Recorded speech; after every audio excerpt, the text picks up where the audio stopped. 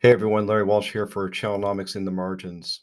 I've been thinking about growth lately, particularly because of all the conflicting indicators that we're seeing about what's happening in the economy and whether or not we're going to have a recession. And if you've been watching my videos, you probably know where I stand on that topic. Growth is something that every company needs. It's how we increase the value of our companies. It's how we generate the revenue we need to invest in new capabilities and new value propositions to our customers so that we can grow more. Yeah, it's a vicious cycle, but that's the game. Uh, Growth is an elusive target in good times and in bad. In good times, if you're experiencing growth, then you want more growth. And so what do? You push the goalpost out further, which makes it harder to attain. In bad times, it's just hard to grow. It's a difficult thing to do. In our annual Channel Chief Outlook survey, we asked channel chiefs and partner program managers about their challenges.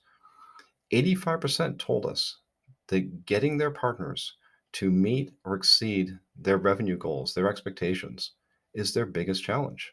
It's number one on the list. And it's part of the reason why many vendors are focusing in on more selective, smaller groups of partners in their programs. They're looking to work with the right partners or the bankable partners, the resellers, the integrators, the managed service providers that provide consistent revenue performance that show the ability to grow. One of the tools that vendors have for influencing partner behavior is backend incentives. Backend incentives, of course, are rebates and SPIFFs and earned credits that reward partners for something that they've done. As opposed to front end incentives like discounts and non standard pricing, which are used for helping partners price deals and earn business.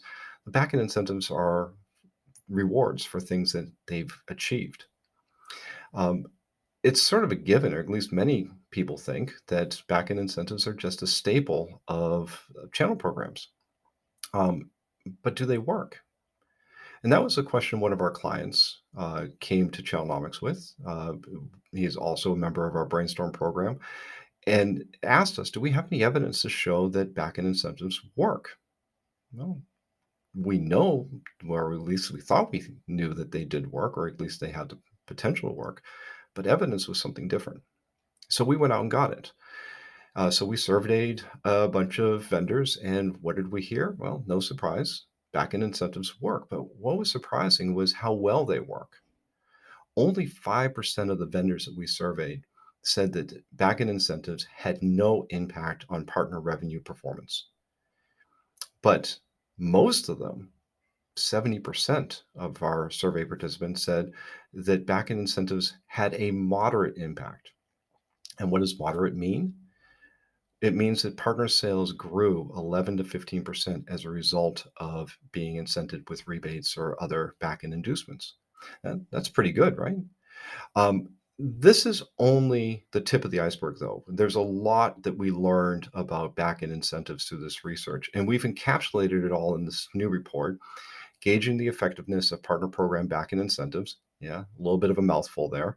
That goes into more detail about how well back-end incentives work, what kinds of back-end incentives there are, which back-end incentives work best and under what circumstances, and how to qualify or what are the requirements for partners to participate or earn these incentives. I mean, there's a lot of really good information in this report. It's available on our website. You can find it in the link below. And of course, it's free to our Brainstorm subscribers. A lot goes into influencing partner behavior. Um, Automation of processes, solid relationships between channel account managers and partners, um, resources like marketing and training and support resources, and of course, incentives. As the economy gets tighter, and we're hearing this from vendors, is that a lot of vendors are under pressure to cut their expenses, including in channel programs. Um, a lot of these mechanisms that go into influencing partner behavior are going to come into question, including incentives. So if anyone comes around and asks the question, do we need back-end incentives? Are back-end incentives going to work? The answer is in this report. So please come check it out. Again, it's on the website, along with a lot of other research that we have here at Channelnomics. And as always, if you like what we're doing here on In the Margins, please hit like, hit subscribe, tell your friends about us, and keep coming back. I'd love to hear. Also, love to hear your feedback. Until next time, I'm Larry Walsh.